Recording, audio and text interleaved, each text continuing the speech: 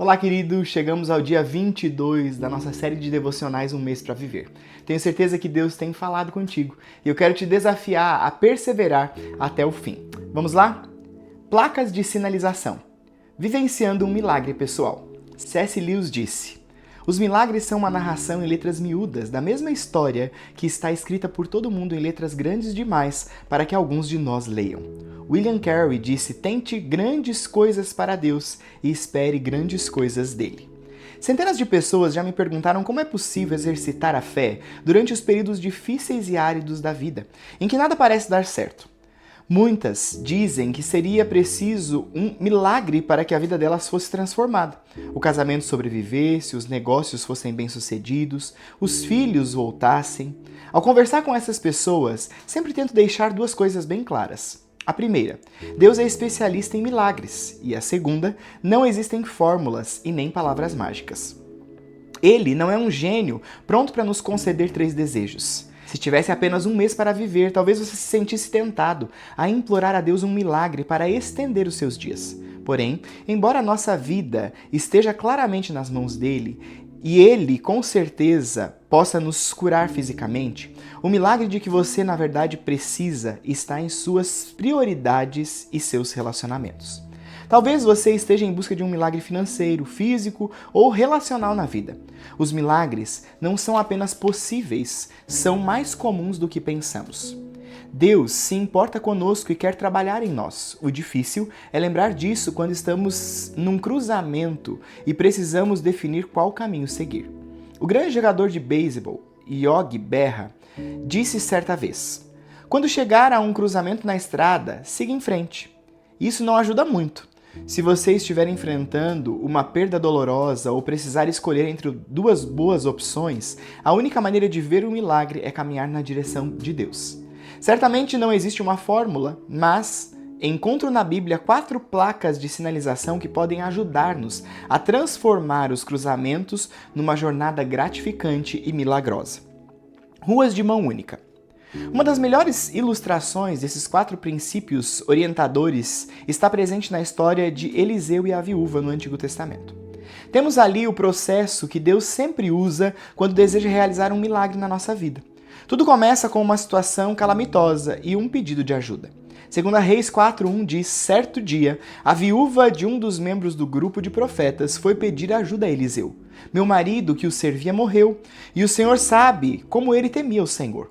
Agora veio um credor que ameaça levar meus 2 filhos como escravos. Pouco depois de uma perda terrível, aquela mulher enfrentou uma situação angustiante. Ela havia perdido o marido e, por causa disso, agora enfrenta problemas financeiros. Os credores a pressionam e ameaçam levar sua posse mais preciosa, os seus filhos, se ela não pagasse. Ela se vê num dilema, mas revela a primeira placa de sinalização em sua resposta à situação. Se você quer que Deus realize um milagre em sua vida, precisa saber que existem ruas de mão única a percorrer para dar início ao milagre. A primeira delas é admitir a sua necessidade.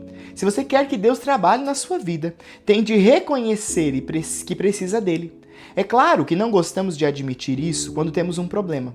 Quanto mais reconhecer que não somos capazes de resolver a situação sozinhos. Preferimos esconder os nossos problemas, fingir que eles não existem ou tentar lidar com eles por nossa própria conta. Muitas vezes reclamamos, mas isso não significa ser vulnerável à nossa inadequação para resolver as coisas. Mais ainda, Deus não pode trabalhar em nossa vida até que reconheçamos que a intervenção dele é essencial e o convidemos a interferir na situação. A viúva admite que precisa de ajuda. Ela caminha naquela rua de mão única, reconhecendo que nenhum outro caminho poderá levá-la à solução desejada. Contudo, a resposta de Eliseu nos leva a entender que ela chegou a um beco sem saída. O que eu posso fazer para ajudá-la? Perguntou Eliseu. Essa reação parece bastante rude à primeira vista, como se Eliseu estivesse irritado com a perturbação causada pela viúva. Mas talvez haja um sentido nisso. Creio que Eliseu estava simplesmente se recusando a deixar que a mulher colocasse a confiança nele. Ele estava dizendo: olha, eu não posso ajudá-la, mas conheço aquele que pode. Sei que Deus pode fazer um milagre.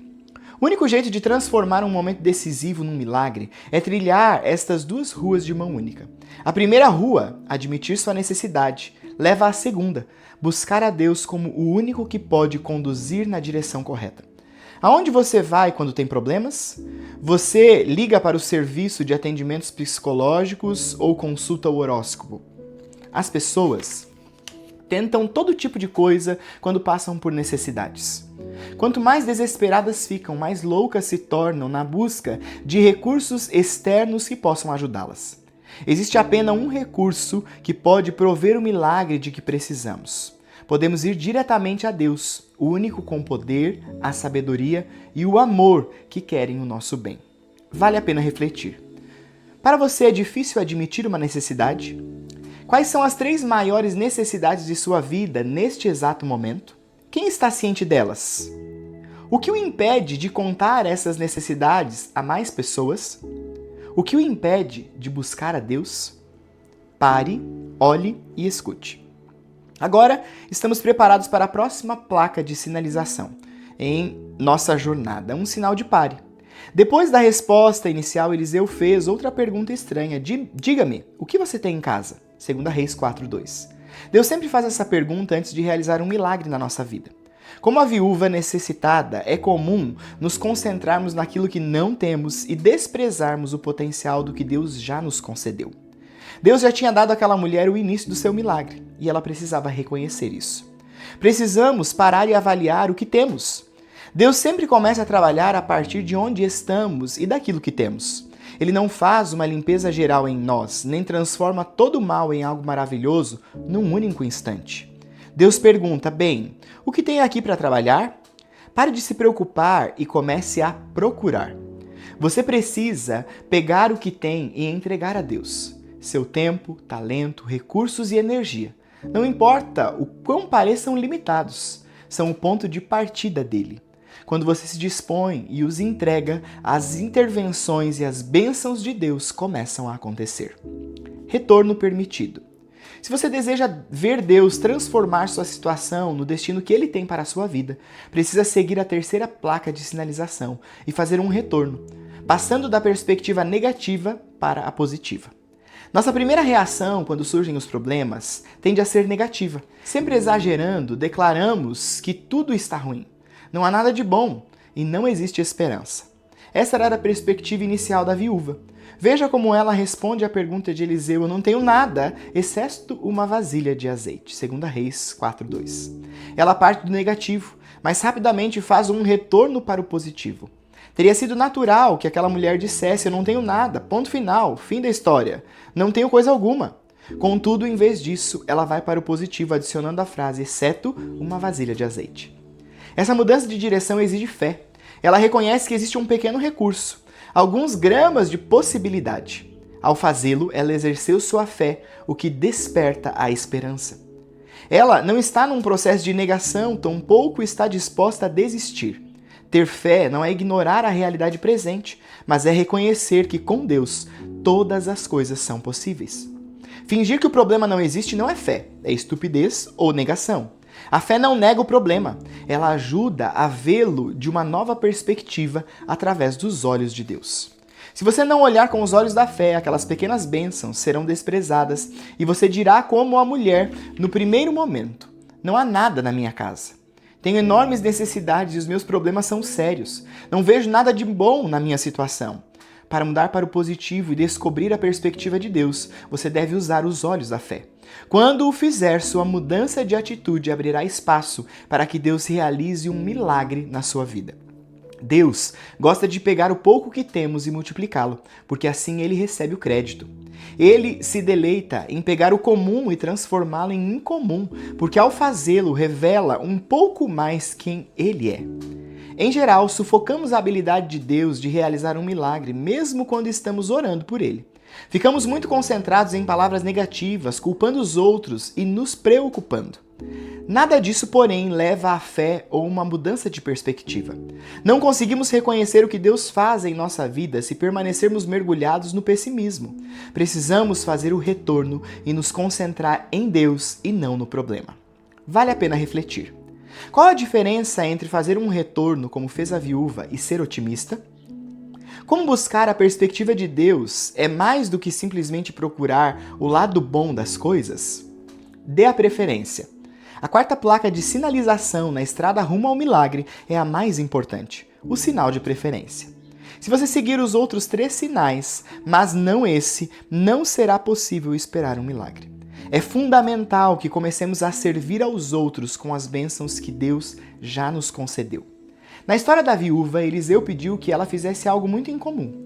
Então Eliseu disse: tome emprestadas muitas vasilhas dos seus amigos e vizinhos, quantas conseguir. Derrame nas vasilhas o azeite que você tem e separe-as quando estiverem cheias. 2 Reis 4, 3 e 4. Veja só que coisa estranha o profeta pede. Saia por aí pedindo emprestada todas as vasilhas que puder encontrar. Estranho, mas aparentemente é isso que Deus queria que ela fizesse. E de fato, é isso que Deus pede que façamos quando queremos um milagre na nossa vida. Ele nos pergunta: o que existe na sua casa? Com o que eu posso trabalhar? Então, ele logo passa para a fase: peça vasilhas emprestadas para que sejam cheias. Isso é simplesmente o oposto à minha reação natural à necessidade. Quando tenho um problema, minha atitude é: não posso me concentrar nas carências de outras pessoas neste momento, já tenho as minhas. Não tenho tempo para mais ninguém, estou sobrecarregado e preciso cuidar de mim em primeiro lugar. Minha primeira inclinação é juntar o pouco de tempo, recursos e energia que tenho. Em geral, não temos consciência das vasilhas vazias que nos cercam porque estamos cegos por nossos próprios problemas e preocupações. Se você optar por enxergar, vasilhas vazias aparecem em todo lugar, no trabalho, na família, na vizinhança e na igreja. Os filhos são vasilhas naturalmente vazias, à espera de serem cheias com o seu tempo, energia, amor e atenção. Deus nos pede para dar o que temos, ainda que seja pouco. Ele pede que olhemos os outros antes de nós mesmos e que confiemos nele para tomar conta de nossa necessidade e sermos usados por ele para satisfazer as necessidades dos outros. É um paradoxo que talvez nunca venhamos a compreender plenamente.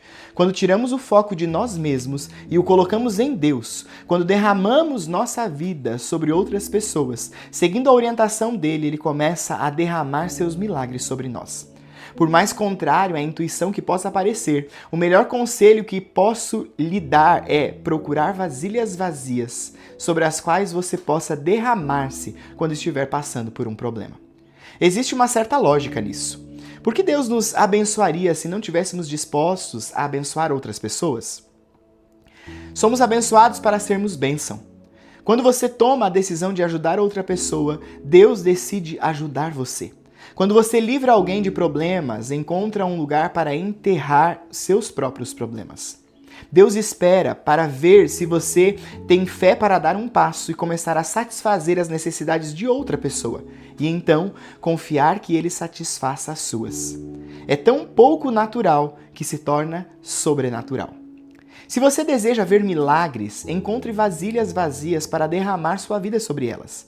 Eliseu disse àquela mulher que ela precisava tomar certas atitudes para alcançar um milagre. Ela precisava sair e conseguir todas as vasilhas que pudesse encontrar e trazê-las para casa. Contudo, veja o que aconteceu quando ela fez isso. Logo, todas estavam cheias até a borda. Traga mais uma vasilha, disse ela a um dos filhos. Acabaram as vasilhas, respondeu ele, e o azeite parou de correr. 2 Reis 4, 6. A obediência traz as bênçãos. O milagre que Deus realiza talvez não se pareça com aquele que pedimos, mas ao final entendemos como Ele nos concedeu bem mais do que poderíamos ter imaginado. De algum modo, Deus satisfaz nossas expectativas. Ele trabalha na porção que esperamos que trabalhe. Assim, o que você espera que Deus faça em sua vida hoje? Deus diz: se você me der o pouco que tem, posso fazer grandes coisas por intermédio de você. Em Marcos 10, 27, recebemos a garantia de que todas as coisas são possíveis para Deus. Isso inclui tudo o que você está enfrentando neste exato momento. Mas você tem de admitir que precisa de ajuda. Precisa ir até Deus.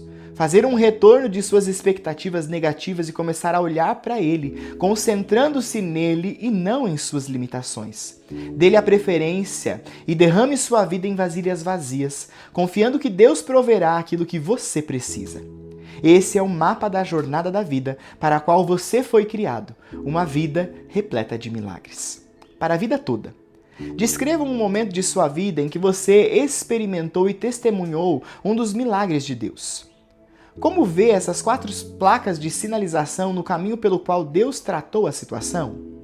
Como lembrete, os 4 sinais são ruas de mão única, reconhecer sua necessidade, que Deus é o único provedor, o sinal de parada, fazer uma pausa para considerar quais recursos já possui, um retorno, passando do negativo para o positivo pela fé, e o sinal de preferência, obedecer a Deus e preencher aqueles que estão ao nosso redor. Pense em uma das maiores necessidades neste exato momento. De que recursos você dispõe e com os quais Deus pode começar a trabalhar?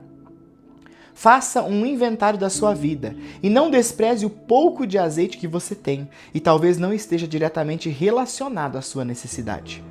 Faça uma lista das vasilhas vazias em sua vida neste exato momento, pessoas ao seu redor que precisam de sua palavra, dos seus recursos, do seu amor e da sua atenção. Quais necessidades parecem mais urgentes? Ore pedindo orientação a Deus e procure uma maneira de se derramar na vida desta pessoa ainda esta semana. Que Deus te abençoe e até amanhã.